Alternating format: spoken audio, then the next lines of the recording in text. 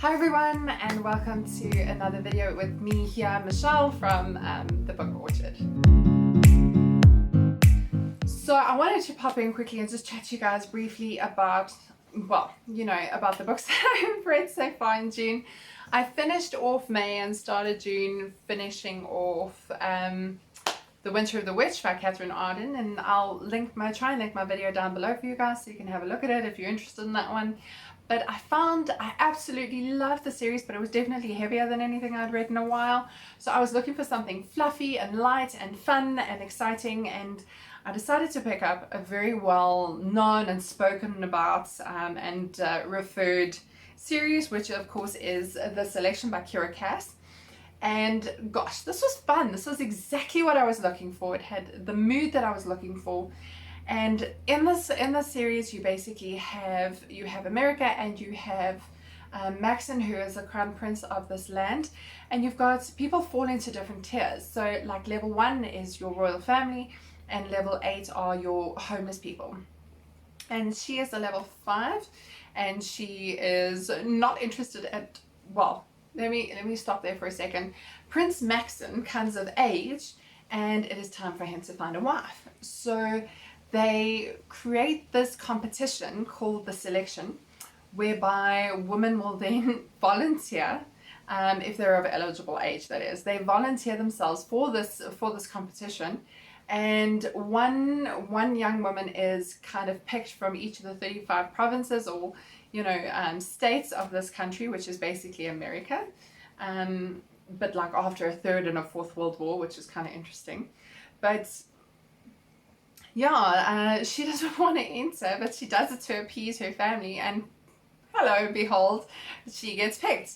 And she has to leave a guy that she's already fallen in love with, and off she goes to the castle with these other 34 contestants. There are 35 of them in total, and they've got to kind of vie for Prince Maxon's heart. And of course, since she's not interested at all, she and Maxon, of course, become friends. And this whole thing develops around, and there's definitely some reform that needs to be done. There's definitely a civil unrest, and some things need to be changed. And of course, her coming from one of the lower classes or the lower tiers case, she sees a lot of that. So it's quite an interesting background to this whole competition and all the different women, and obviously a bunch of them are from the higher case. And yeah, it was fun to see the scheming. Oh gosh, there's one character in here that gets up to the weirdest and wonderful, most wonderful stuff. So anyway, the series kind of continues down, and then he obviously, Maxon manages to choose the woman. It's pretty much The Bachelor, but he manages to get the 35 women down to, I think it's 6 in this book if I remember correctly, and they are called the elite.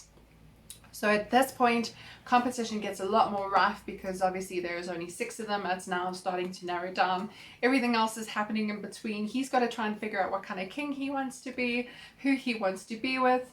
Very, very interesting. And then of course that kind of goes down to the one where he's now got to pick his final bride, whoever he is finally in love with.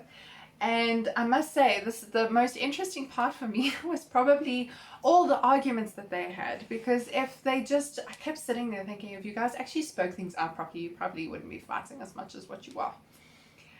But then where would the fun be in that? So there was a lot of scheming involved, fun, like woman on woman, like, at some points their relationships sort of go in between. I do not know how these women managed to do something like this, because to have so many women vying for one man, it's a bit complicated. But anyway, they do obviously end up together at the end of that. That's not really a spoiler, it's an obvious. She's on the front of the cover.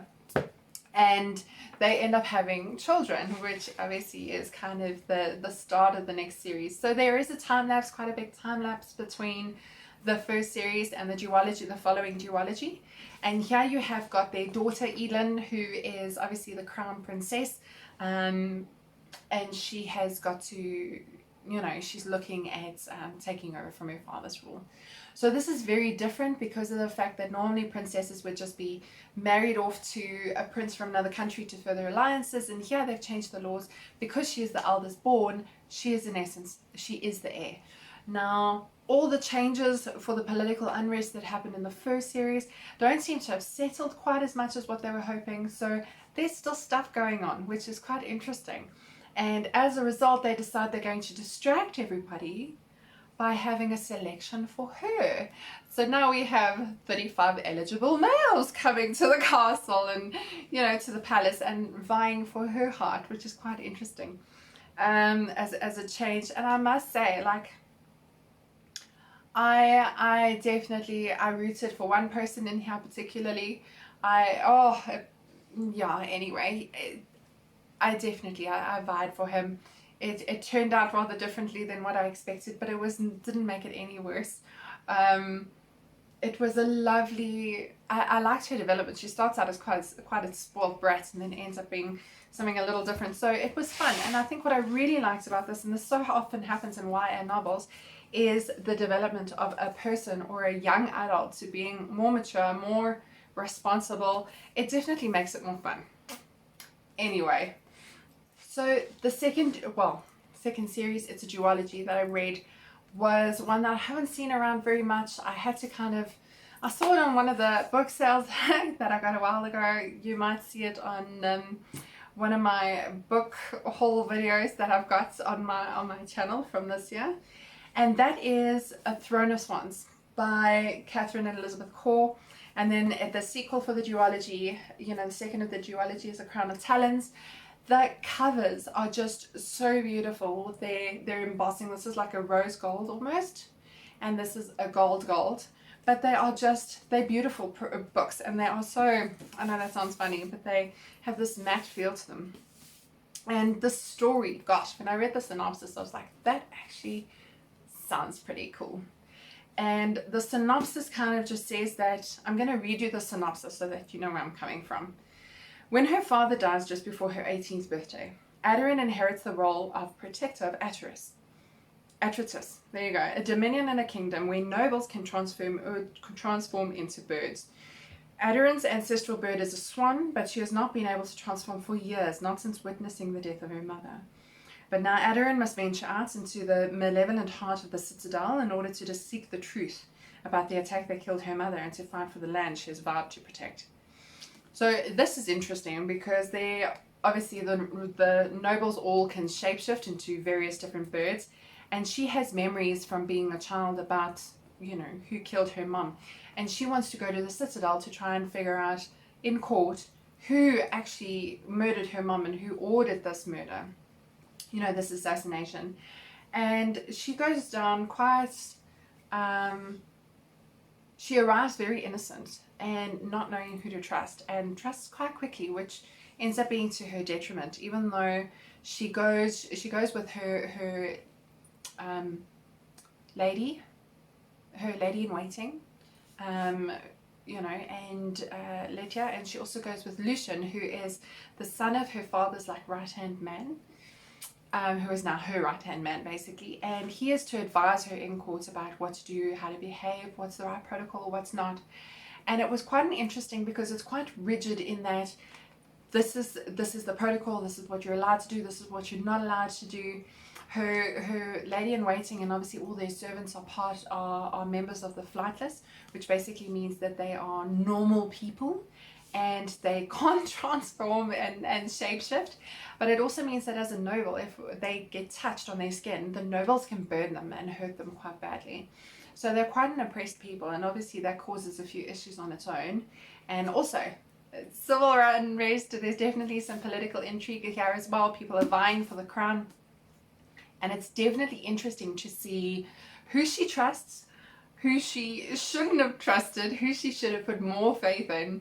And it's just, oh gosh, twists and turns. And it ends up in the second book over here where, oh gosh, and I have to add, like, the romantic, like, love story in this, it was sweet, it was endearing, and then it was somewhat heartbreaking, you know, and it moves along into book 2, you know, Crown of Talons. And at this point, at this point she's literally trying to protect her dominion, trying to protect the whole country.